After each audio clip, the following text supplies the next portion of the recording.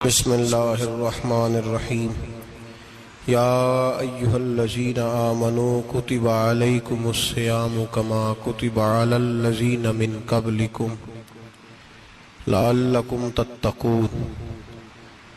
قال النبی صلی اللہ علیہ وسلم لکل شیء زکاۃ وزکاۃ الجسد الصوم، او کما قال صلی اللہ علیہ وسلم صدق اللہ العظیم وصدق رسولہ النبی الکریم۔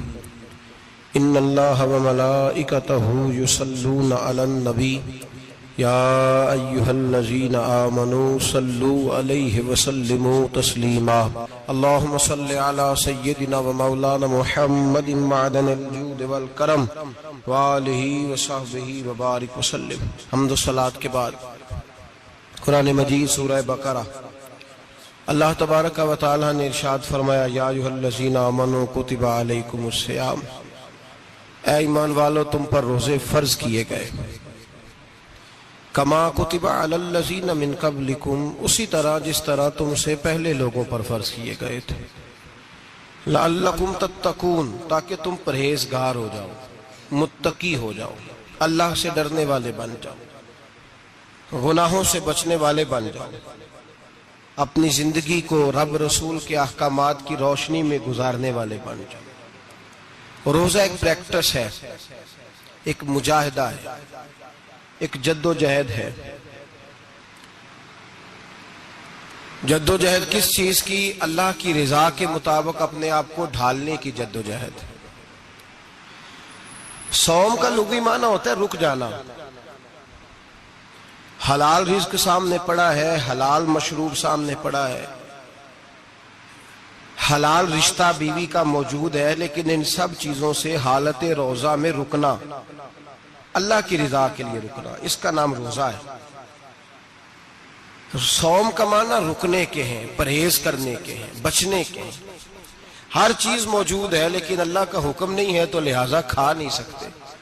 تو رب فرماتے جب جائز چیزیں تو میری مرضی کے بغیر میرے حکم کے نہیں کھا سکتا، تو نے رکنا ہے تو حرام کیسے کھا لیتا ہے؟ اب جائز چیز کے لیے تجھے حکم ہے، میں کہوں تو کھائے گا، میں کہوں تو نہیں کھائے گا۔ میں نے حکم دے دیا جائز ہے، روٹی ہے، کھانا ہے، گوشت ہے، تیری فریج میں پڑا سارا کچھ، تو با اختیار ہے، منہ میں دانت بھی ہیں، ہضم کرنے کو ہاضمہ بھی ہے، بھوک کی شدت بھی ہے، پر میری اجازت کے بغیر تو کھا سکتا۔ روزہ رکھ لیا، اب تجھے حکم نہیں کہ تو کھائے۔ جب جائز چیز میری مرضی کے بغیر نہیں کھا سکتا تو ناجائز کیسے کھائے گا؟ میرے نبی پاک علیہ السلام نے اپنے خوبصورت الفاظ کے اندر اس مفہوم کو بیان فرمایا۔ محبوب پاک صلی اللہ علیہ وسلم فرماتے جس نے جھوٹ نہیں چھوڑا، غیبت نہیں چھوڑی، برائی نہیں چھوڑی، اللہ کو اس کے بھوکے پیاسے رہنے کی کوئی ضرورت نہیں۔ وہ کاہے کا رکا ہے؟ جب کوئی کام تو اس نے اللہ کی رضا والا کیا نہیں۔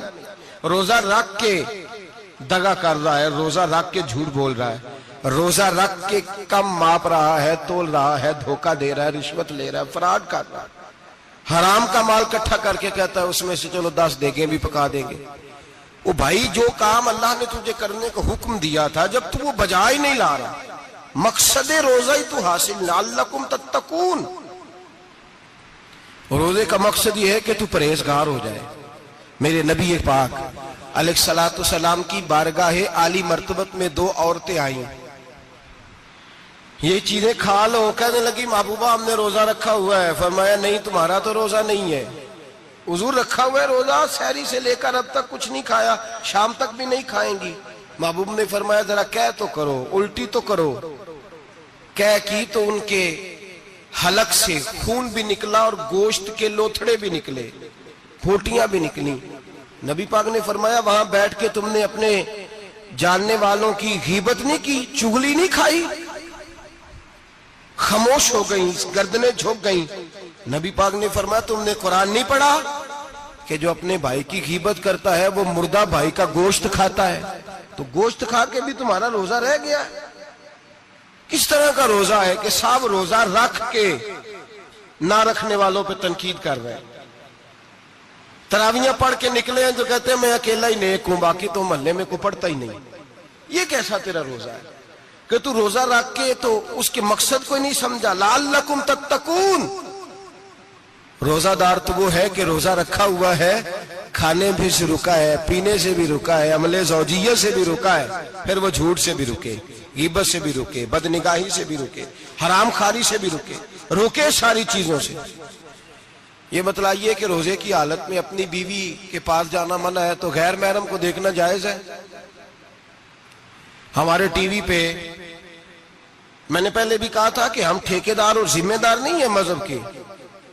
یہاں ہمارے آنے سے پہلے بھی کوئی بیٹھا تھا، ہم مریں گے تو یہاں ہم سے بڑے بڑے نیک لوگ بیٹھیں گے، کوئی بندہ ذمہ دار نہیں ہے۔ بڑے بڑے کج کلا، صاحب جبہ و دستار، بڑے بڑے صاحب بصیرت، آئمہ، فقہاء، علماء، زعماء، نقباء، صوفیاء، اولیاء، غوث، کتب، ابدال، اوتاد، کتب الاقطاب، جانے کون کون آئے، علماء آئے، مفسرین آئے، محدثین آئے، گزر گئے۔ ہم تو خاک نشین لوگ ہیں، تھوڑا کام کرنے والے، تھوڑی صلاحیت رکھنے والے۔ لیکن بھائی اگر کرتے ہیں تو ایک کام کرتے ہیں، ساتھ دوسرا نہیں کرتے۔ یہ کس طرح کا دین سکھانے لوگ نکلے کہ شوال سے لے کر شعبان تک گانا سنایا جائے گا، شعبان سے لے کر شوال تک ناچ گانا کیا جائے گا، شوال سے لے کر شعبان تک دھما چوکڑی ہوگی، رمضان آئے گا تو حدیثیں سنائی جائیں گی، رمضان آئے گا تو لوگوں کو قرآن پڑھ کے سنایا جائے گا۔ یہ مذہب بانج نہیں ہے کہ گویے مذہب سکھائیں گے، ایکٹر مذہب سکھائیں گے۔ یہ مذہب بانج نہیں ہے کہ ایک گلاس کے اندر پہلے شراب پی لو، پھر اسی گلاس میں رمضان آئے تو شہد بانٹنا شروع کر دو۔ یہ بانج نہیں، یہ میرے رسول اللہ کا مذہب ہے۔ اگر تمہیں شوق ہے دین سیکھنے سکھانے کا، یکم رمضان کو توبہ کرو اور کہو کہ ہم ٹی وی پہ بیٹھ کے حدیثیں سنائیں گے تو سارا سال سنائیں گے، اور جس زبان سے حدیث نکلے گی پھر اس سے کبھی گندا گانا نہیں نکلے گا، پھر کبھی ناچ گانا نہیں ہوگا۔